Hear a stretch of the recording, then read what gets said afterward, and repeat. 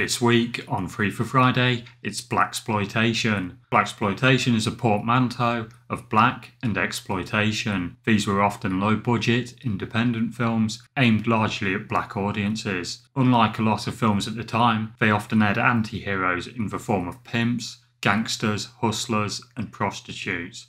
The first film released was Uptight in '68. After that, in 1970, we had high-profile titles such as They Call Me Mr. Tibbs, Cotton Comes to Harlem, and in '71 we had Shaft, which has an amazing soundtrack by Isaac Hayes. The theme song was even spoofed in The Simpsons. Despite Richard Roundtree's charismatic performance, it is a classic in its own right. It's one where if you see it, you'll probably be a bit disappointed given its reputation. There's also Sweet Sweetback's Badass Song, which is a difficult title to say, and that's an okay film. I can't really recommend that one. My first memories of seeing a blaxploitation film was seeing Shaft at late night on BBC Two. A few years later I saw Isaac Hayes in Truck Turner, which is a really good film and pretty much cemented my love for blaxploitation. Blaxploitation did start declining at the end of the 1970s, but there's been revival films. There was a remake of Shaft with Samuel L. Jackson in the early 2000s, and it's a very good film. There was also recently Eddie Murphy playing Dolomite or Rudy Ray Moore. That is probably one of the best films I've seen in the last 5 years. Honestly, it really is that good. Why Eddie Murphy didn't win an Oscar is beyond me. Another really famous film we have to mention is Jackie Brown. It was based on Elmore Leonard's novel Rum Punch, and instead of calling it Rum Punch, Quentin Tarantino decided to call it Jackie Brown as a tribute to Pam Grier, who appeared in Foxy Brown. And the film is pretty much a love letter to blaxploitation of the 70s, and it's a very good film. It's a film I've seen many times, and it's also a film where people who don't like Tarantino tend to like this film because it is very different to a lot of films he does. And this week we are doing a few lesser known blaxploitation, so let's get into this. The first film is Penitentiary from 1979, and it was rated 15 by the BBFC after being downgraded from 18. Stars Leon Isaac Kennedy, who plays a character called Martel Gadone, who is a bum who sleeps rough in a desert, and he's also a hitchhiker. He meets prostitute Linda, played by Hazel Spear, and Hazel Spear has done very few film roles, so this is a rare appearance. And the two of them go off to a diner where Linda is there to turn a few tricks. While there, they encounter a rough biker gang who are abusive towards Linda. Martel comes to her defense. He beats up a few bikers, but ends up getting knocked out, and Linda disappears, and he gets arrested for murder. We don't know what happens, but we do know he got arrested for a crime he didn't commit. While in prison, he meets a few real oddball characters that wouldn't be out of place from Scared Straight. Most notably, he shares a cell with a character called Half Dead, who tries to sexually assault him. What we have is an absolutely incredible fight that wouldn't be out of place in something like the story of Ricky, and it's a very violent scene. I'd say it's probably the best action scene in the film. This is both a prison drama and a boxing film. It came hot on the heels of Rocky II in 1979, and the first Rocky film was obviously a massive success, so filmmakers wanted to cash in on that. And to be fair, the boxing scenes in Penitentiary are pretty good, but it don't quite deliver. They're all a bit sort of samey. They don't in any way look cheap or poorly shot. You see one boxing match and then you see another, and they're never really as exciting as that first fight in the cell, in my opinion.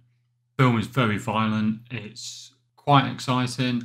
I don't think it's intended to be funny, but it sort of has an appeal where it is over the top, almost to the point of being wacky. The best film in the series is said to be Penitentiary 2, which I've not seen. I've only seen this film, and it is a good film. I do rate it. I don't think it's in any way a masterpiece. I think it is a huge achievement considering the director was still at film school at UCLA when he filmed it. I do think it is a fun film. I do think it is an enjoyable film.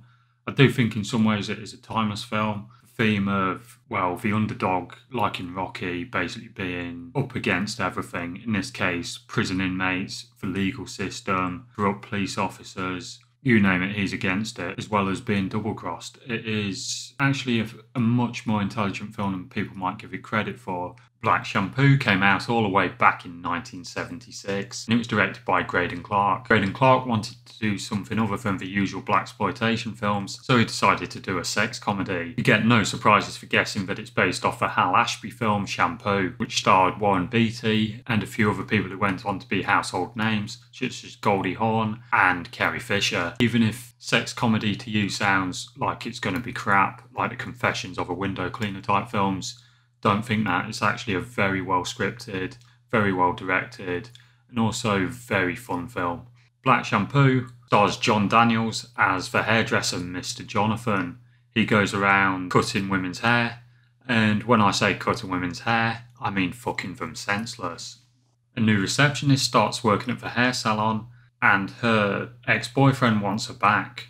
Her ex-boyfriend is, however, a member of the mafia. And what follows after that is a plot where the mafia vandalise the hair salon and beat up some of the staff, and then there follows what is, well, I wouldn't call it a gang war, but there is like a war between the hair salon and the mafia. It's a very strange plot and it's a very strange film. The first sort of 40 minutes or so, you've got what is a light-hearted sex comedy, very silly, unfortunately, but you can sort of forgive it because it did come out in the late 70s, but there are some very stereotypical gay characters in it. Obviously not acceptable now, but bearing in mind this did come out in the late 70s, people sort of expected it then. That weird mix of sex comedy with like a shock ending reminded me of the film 2B20. If you've ever seen that, you'll know what I'm talking about. It has an incredibly downbeat, shocking ending. Luckily, Black Shampoo isn't anywhere near as downbeat. It does have incredibly violent last sort of half hour. I was actually surprised at how violent it was. The film was originally rated X for cinema and cut. For those that don't know, the X certificate no longer exists in the UK. It's been replaced by 18.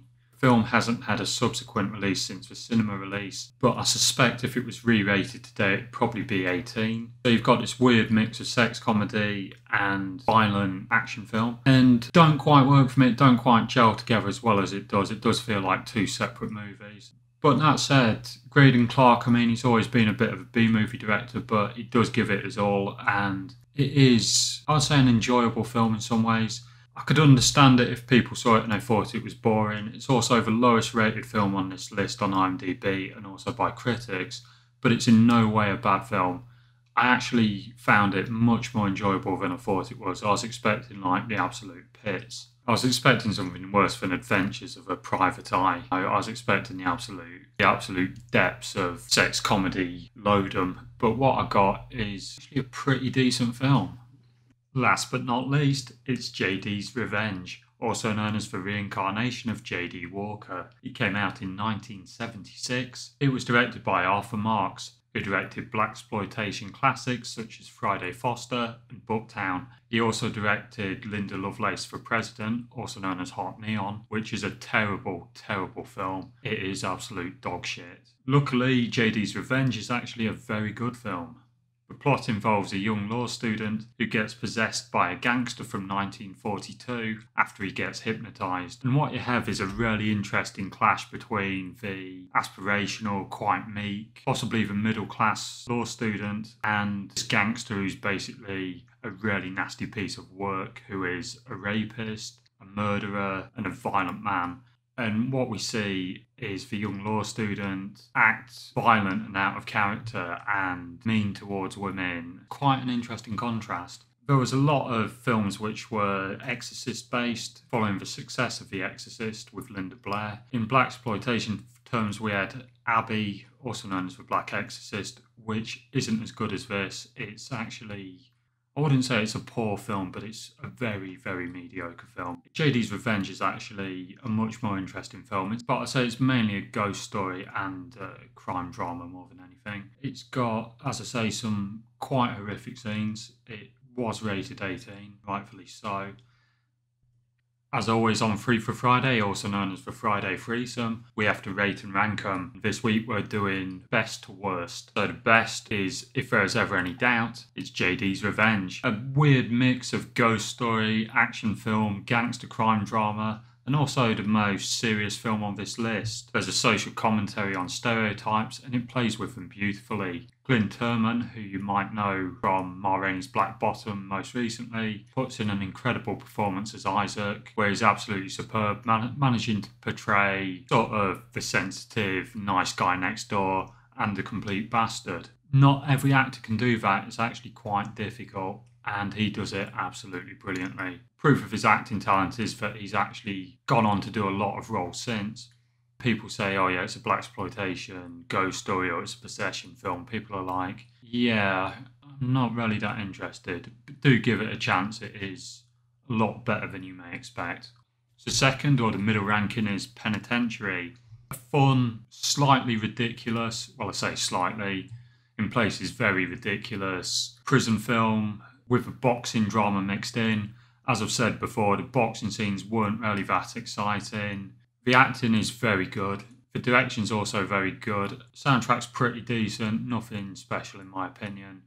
Mediocre for me, but on the good side of mediocre. I do recommend you check it out if you're a blaxploitation fan, but I think for general audiences, maybe give it a miss. I think the other problem is it's also been outshadowed by a lot of films. Like I've said, I've not seen Penitentiary 2, but I've heard that is the one to go for. But there's also been films like Kickboxer, like that, as well as the original Rocky, the Rocky series of films as well. And also you've got stuff like Raging Bull that's going to suffer comparisons too, which are all better films. But that said, is interesting enough to recommend it. Last, but by no means least, is Black Shampoo. I'll be honest with you, when I heard about it, I saw the reviews on IMDb, 4.9, and I'm not saying IMDb is gospel, because they have given very high ratings to some pretty shoddy films. You don't name overhyped films because it's not fair. It's disingenuous. Shakespeare in Love, Juno, Big, Back to the Future, and anybody can fight me on those. As I said, I was expecting a film which was absolute dog shit. Not just given its 4.9 rating, but also other critics' reviews are less than generous. It is actually a very enjoyable film. It's not necessarily a funny film, but let's be honest, I mean, the original Shampoo film isn't necessarily funny, but it is enjoyable. And Black Shampoo is also enjoyable. Main reason why it's rated the lowest is that combination of incredibly violent action film and sex comedy, and it does have a lot of nudity, so it is living up to its name as a sex comedy. It didn't quite work for me. It was a bit of a jarring blend. Like I said, we can overlook the stereotypes because of the time it came out, but I do think it is worth watching, especially if you're a blaxploitation completist.